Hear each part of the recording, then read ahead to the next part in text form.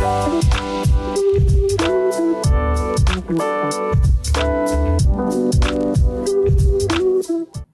to GreenBiz Studio. I'm Netra Rajendran, the Net Zero Analyst here at GreenBiz, and I'm excited to be speaking with Zack Parisa, CEO and co-founder at NCX. Hi, Zack. Hey, Netra. How are you doing? Great. Thank you for joining us today. We're just going to go ahead and jump into the questions.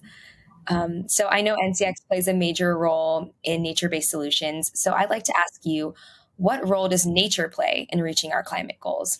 When we look at the challenge of climate change, we know for sure that we have to dramatically reduce the amount of carbon that we're pumping into the atmosphere, and we actually have to actively remove a lot of carbon as well. And it's going to take a long time for us to sort of turn the ship around and change the entire energy infrastructure that we have. And when we look at the solutions available to us, both tech removal, which we need to invest in, energy transition, which we have to do as quickly as we possibly can, and nature, the means of working with these natural systems to actively remove carbon and reduce the emissions that we have, nature is one of the quickest and most readily available to us right now at hand.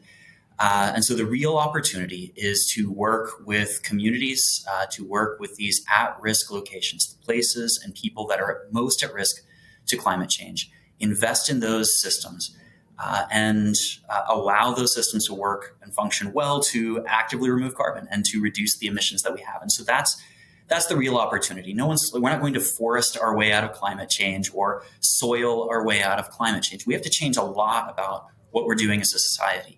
But while we're doing that, to make sure that we can prevent the worst damage, the worst of what we see on the horizon for climate change, we have to start right now working thoughtfully with nature and with communities that manage these systems to have better outcomes for ourselves and for future generations. Absolutely.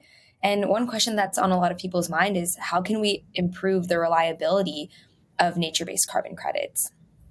Yeah, when we think about nature-based carbon overall, it's different than something like actively, a machine removing carbon and pumping it back down into the Earth's crust, where we had initially pumped it out and put it into the atmosphere, like burning it in some tractor somewhere. And so we have to be thoughtful about how we're measuring the outcomes, not only the amount of carbon in these natural systems that we're able either to actively remove or prevent the emission of, but the duration of time that it can stay in these systems. There are some places, you could imagine like a farmer who has a 5-year lease on a piece of property.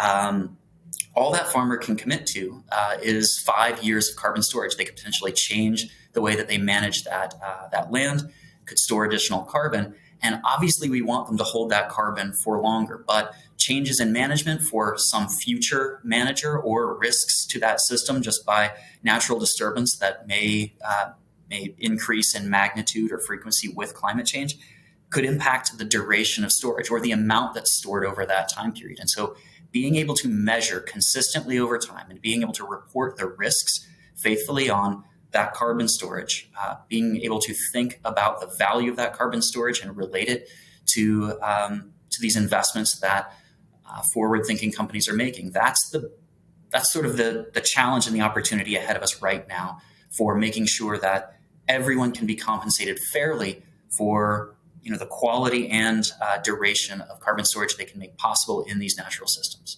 Thank you for sharing that insight.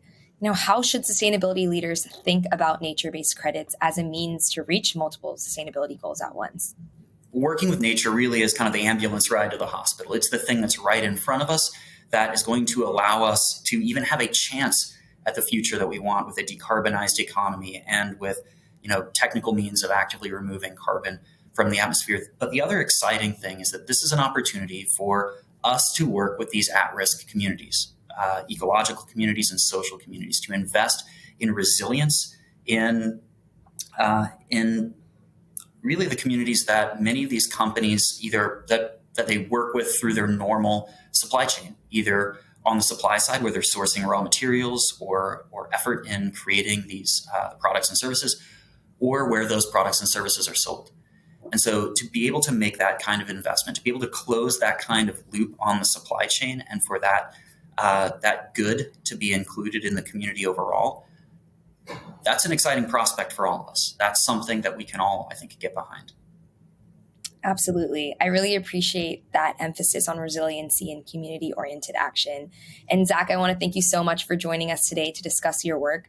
We are certainly wishing you the best of luck with your efforts. And to all the viewers, you just heard from the CEO and co founder of NCX, Zack Parisa. Thanks everyone for watching this episode of GreenBiz Studio. I hope you'll join us again in the future. Thanks, Nathan.